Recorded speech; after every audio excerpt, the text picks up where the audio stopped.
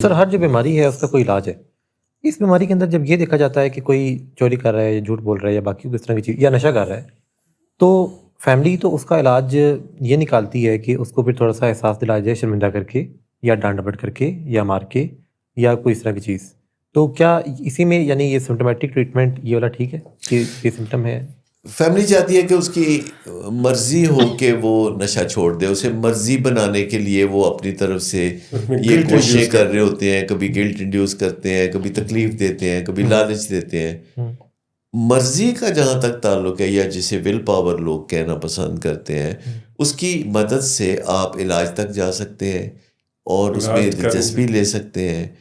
اور علاج کا جہاں تک تعلق ہے، اس میں جو ول پاور کا رول ہے وہ لمیٹیڈ ہے، اس میں اسکل پاور کا کافی رول ہے، اس میں اس بات کا رول ہے کہ آپ کی رہنمائی کون کر رہا ہے، اس میں اس کا بھی بہت اہم رول ہے کہ آپ کے ارد گرد لوگ جو ہے وہ آپ کی مدد کر رہے ہیں یا آپ کے خلاف چل رہے ہیں۔ اور اس بات کا بھی بڑا کردار ہے اس میں کہ کیا آپ ایک سائنٹیفک انداز میں اپنی بیماری کو علاج میں سے گزار رہے ہیں کہ نہیں، اور اپنی بہتری اگر ہوتی ہے تو اس کا آپ کو پتہ ہے کہ نہیں، اور اگر بہتری نہیں ہوتی تو اس کا ادراک ہے کہ نہیں، اور پھر نان لیونگ چیزوں سے آپ فائدہ اٹھاتے ہیں کہ نہیں۔ مجھے بتائیے کہ اگر آج کوئی بندہ اسمارٹ فون یوز نہیں کرتا تو آپ اس کے بارے میں کیا سوچیں گے؟ پسماندہ ہے۔ اگر آج کوئی نشے کی بیماری یا الکوہلزم میں سے نکلنا چاہتا ہے اور کوئی ایسی ایپلیکیشن یوز نہیں کرتا اپنے اسمارٹ فون میں جو کہ شراب کی بیماری سے نکلنے میں مدد دیتی ہے یا ایڈکشن میں سے نکلنے میں تعاون کرتی ہے، تو کوئی ایسی ایپلیکیشن نہ وہ استعمال کرتا ہے، نہ اس کو پتہ ہے، تو آپ اسے کیا کہیں گے؟ اچھا، اگر کوئی گوگل پہ جا کے یہ سرچ نہیں کرتا کہ میرا بیٹا یا میرا خاوند شراب کی بیماری میں ہے اور میں کیا کروں، تو اگر کوئی ایسا نہیں کرتا تو آپ اسے کیا کہیں گے؟ اگر آپ یوٹیوب پہ نہیں جاتے تو اسے کیا کہیں گے؟ جو آرٹیفیشل انٹیلیجنس سے صدق کے دل سے مشورہ نہیں کرتا، بات چیت نہیں کرتا، تو اسے پسماندگی ہی کہیں گے نا آپ، اور تو کچھ نہیں۔ بیماری سمجھیں گے تو کہیں گے نا سر، جب آپ اس کو بیماری سمجھتے ہی چلے نہ سمجھے بیماری، آپ گوگل پہ یا آرٹیفیشل انٹیلیجنس پہ صرف اس صورت میں تو نہیں نہ جاتے کہ جب بیماریاں ہوں۔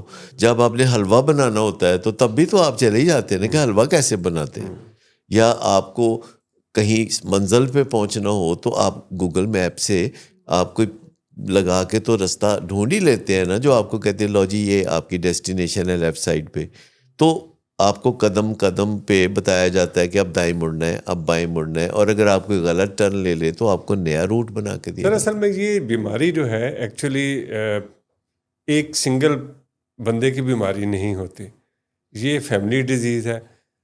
ڈائبٹیز میں بھی فیملی کا رول ہوتا ہے، لیکن یہ جو ڈیزیز ہے اس میں تو ہے ہی، جب تک وہ ماحول پیدا نہیں کیا جائے گا، جب تک وہ طریقے نہیں سیکھیں گے آپ کے ارد گرد کے لوگ، آپ کیسے اس کا علاج کر سکیں گے؟ ڈاکٹر حماد، میں آپ کا بڑا شکر گزار ہوں، آپ نے اتنے اہم نقطے کی بات کی ہے کہ یہ فیملی ڈیزیز ہے۔ یہ نہ صرف فیملی ڈیزیز ہے بلکہ یہ معاشرے کی بیماری ہے۔ بالکل صحیح ہے۔ یہ بیماری جو ہے اداروں میں بھی ایڈکٹیو بیہیویئرز ہوتے ہیں، معاشرے بھی ایڈکٹیو بیہیویئرز میں بہت ید طولہ رکھتے ہیں، اور دنیا میں آپ دیکھیں تو ہسٹری سے یہ چلے آ رہے ہیں ایڈکٹیو بیہیویئرز۔ مثال کے طور پر معاشرے کا ایک ایڈکٹیو بیہیویئر ہے کہ کبھی ہار نہیں ماننی۔ اچھا، اب آپ نے دیکھا ہوگا بہت سارے لوگ کہتے ہیں کہ آپ اس وقت تک نہیں ہارتے جب تک آپ ہار نہیں مانتے۔ اچھا، اب اس میں ایک اچھی بات بھی ہے کہ لوگ موٹیویٹ کر رہے ہیں، کیپ آن ٹرائنگ، لیکن اس میں بری بات بھی ہے کہ آپ ایسی چیز پہ بھی سر ٹکراتے رہتے ہیں کہ جس پہ کوئی سولوشن نہیں ہے۔ تو تھوڑا سا درمیانی رستہ نکالنا ہے کہ آپ نے ہمت ہار کے بھی نہیں بیٹھنا، لیکن آپ نے کسی پتھر کی دیوار پہ سر بھی نہیں پھوڑنا۔ آپ نے درمیان کا کوئی ایسا رستہ نکالنا ہے جو سکسیس کی طرف جاتا ہو، اور آپ نے یہ دیکھنا ہے کہ میرے پاس آپشنز کیا ہیں۔ اگر آپ کے پاس 2 آپشنز ہیں جس پہ آپ کامیابی حاصل کر سکتے ہیں، اور ایک آپشن ہے جس میں کامیابی نہیں ہے، تو اس پہ اپنی انرجی ضائع نہ کریں۔ جیسے ہم کہتے ہیں کہ شیم پہ انرجی ضائع نہ کریں، یعنی نشے کی بیماری کو چھپانے پہ انرجی ضائع نہ کریں۔ یہ آپ کی انرجی کو بہت بڑی مقدار میں کھا جاتی ہے شیم. لہذا باقی اتنی انرجی بچتی نہیں کہ آپ نشے سے نجات کا چارہ کریں.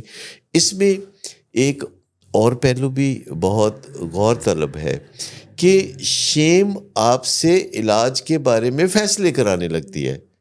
یعنی شیم آپ سے فیصلہ کراتی ہے کہ آج گھر میں مہمان آئے ہوئے ہیں تو آپ نے اپنے کاؤنسلنگ سیشن پہ جانا ہے کہ نہیں. شیم فیصلہ کرا رہی ہے. اگر کسی کو پتہ چلے گا علاج کے کسی پہلو کا تو اس علاج میں جانا ہی نہیں. تو جب آپ کے علاج کے اور نشے سے نجات کے فیصلے شیم کر رہی ہو تو آپ کیا توقع رکھیں گے؟ ایکچولی شیم ہی تو پارٹ ہے ڈیزیز کا، انٹیگرل پارٹ ہے. جب تک وہ ایڈریس نہیں ہوگی تو علاج کیسے ہوگا؟ یعنی آپ نے کتنی ایک اہم بات کو سادگی سے بیان کر دیا ہے کہ جو ایک لفظ ہم بولتے ہیں میڈیکل اپنی لائف میں جسے کہتے ہیں سن qua non. تو سن qua non کیا ہوتا؟ کہ سن qua non یہ ہے کہ جس کے بغیر کوئی چیز نہیں ہو سکتی. اچھا، اب نشے کے علاج کا سن qua non یعنی لازمی جزو، ریڑھ کی ہڈی، یہ ہے کہ شیم ہیل ہونی چاہیے.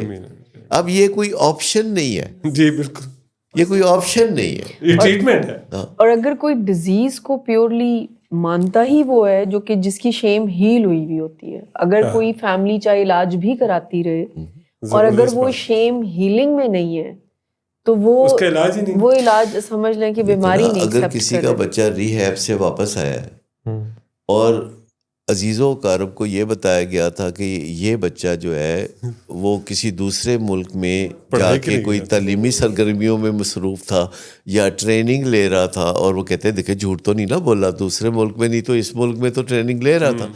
لیکن جب اس بچے کو والد کہتا ہے کہ دیکھو تمہارے تمام رشتہ دار یہ سمجھ رہے ہیں کہ تم دور پار کسی ملک میں ٹریننگ کے لیے اور پڑھنے کے لیے گئے ہوئے تھے، تو رشتہ داروں کو نہیں بتانا کہ تم ولنگ ویز میں 100 دن رہ کے آئے ہو. اب اس سے رشتہ دار پوچھیں گے ہاں بیٹا کیسا رہا آپ کا؟ اب وہ گپے مار رہا ہے کہ وہ سوئٹزرلینڈ گیا ہوا تھا، وہ امریکہ گیا ہوا تھا، وہ فرانس گیا ہوا تھا اور وہ یہ کر رہا تھا. اور سارے رشتہ دار لازمی پوچھتے ہیں کہ اپنا بچہ اتنی ٹریننگ لے کے آیا ہے تو اس سے پوچھ ہی لیں. تو جب 85 لوگ اس کو پوچھیں گے اگلے 2 ہفتے میں اور وہ بتائے گا کہ وہ امریکہ گیا ہوا تھا، تو اس کے بعد اس کو خود بھی خیال ہوگا کہ میں امریکہ گیا ہوا تھا. جی سر، اس کے علاج کا ایک بنیادی حصہ جو ہے وہ ٹرانسپیرنسی بھی ہوتا ہے، ٹھیک ہے نا؟ تو جب تک آپ ٹرانسپیرنٹ نہیں ہوں گے تو آپ کیسے علاج کر سکیں گے؟ دیکھیے ہم سب لوگوں کی زندگی میں عام تجربہ ہے کہ اگر ہم کوئی جھوٹ متواتر بول رہے ہو نا، کچھ اس سے پہ لگتا ہے کہ یہ تو جھوٹ ہے ہی نہیں. ہمارا برین ایسا ہے کہ وہ اس کو ویسے پروسیس کر دیتا ہے، کیونکہ اگر ہم ایک بات کہتے رہتے ہیں تو برین کہتا ہے کہ میرا خیال ہے سچ ہی کہہ رہے ہیں بندہ. سر آپ خود نہ بھی کہیں، لوگ جب آپ کے متعلق کوئی بات کہتے ہیں اور مسلسل کہتے ہیں اس کا آپ پہ اثر ہوتا ہے. یہ بالکل ٹرو بات ہے کہ ایک بات اگر جو بھی ہم سنائی جائیں گے نا اپنے آپ کو، تو برین تو اس کو فیکٹ ہی مانتا ہے، اس کو وہ سمجھتا ہے کہ یہ بات ٹھیک ہے. تو جو آپ نے کہا نا کہ تھوڑے دنوں بعد وہ بندے کو بھی لگنا شروع ہو جائے گا کہ میں ٹریننگ پہ ہی تھا، کوئی علاج. لیکن ہمارے منہ سے جو بات نکلتی ہے نا، ایک منہ اللہ نے دیا تو 2 کان دیے، تو ایک منہ سے ہم بات کرتے ہیں تو 2 کان سنتے ہیں، اور اس کے بعد افیکٹ زیادہ ہوتا ہے جو ہے نا لاک ہو جاتا ہے. کہتے ہیں لاک کر دیا جائے کمپیوٹر کو تو کمپیوٹر لاک ہو جاتا ہے، اور کچھ دن کے بعد بندے کو خود بھی لگتا ہے کہ یہ بات جو میں کہتا پھرتا ہوں یہ سچ ہی ہے. لیکن سر اس میں جو اپنا نشے کی بیماری کی ایڈکشن کی جو ہے اس میں آپ کی ہیئرنگ جو ہے وہ سلیکٹڈ بھی ہو جاتی ہے. یہ ضروری نہیں ہے کہ آپ جو ہے نا اس کو لاک کر لیں، آپ ان چیزوں کو لاک کرتے ہیں جو کہ آپ کو نشے کی بیماری، نشے میں مدد دیتی ہیں. دیکھیں ہمارا برین ایک ایسا کمپیوٹر ہے کہ جس میں بہت سارے فلٹرز موجود ہیں جو کہ ہم نے ہی سیٹ کیے ہوئے ہیں. دوسرے کمپیوٹرز میں بھی اب فلٹر آ گئے ہیں، لوگ اپنی تصویروں میں اپنا قد لمبا کر لیتے ہیں، کبھی وہ اپنا رنگ زیادہ صاف کر لیتے ہیں، وہ بہت ساری تبدیلیاں لوگ آپ دیکھتے ہیں نا وہ کر لیتے ہیں، اور اے آئی نے تو کمال ہی کر دیا اس سلسلے میں. لیکن اس معاملے میں اگر دیکھا جائے کہ دماغ جو ہے انسان کا تو وہ سب سے آگے کہ آپ جو چاہے خیال اپنے دماغ میں جیسے چاہے مولڈ کر سکتے ہیں. اور جسے پریجڈزم کہتے ہیں ایکچولی وہ پری ججمنٹ ہے, وہ فلٹرز کی وجہ سے ہوتی ہے کہ اگر ہمیں کسی بندے کے بارے میں پتہ ہے کہ اس کی یہ بیک گراؤنڈ ہے یا اس کا یہ فرقہ ہے یا اس کا یہ مذہب ہے, تو پھر ہم اس کے مطابق اس کو ڈیل کرتے ہیں, ہم فیکٹس کے مطابق اس کو ڈیل نہیں کرتے.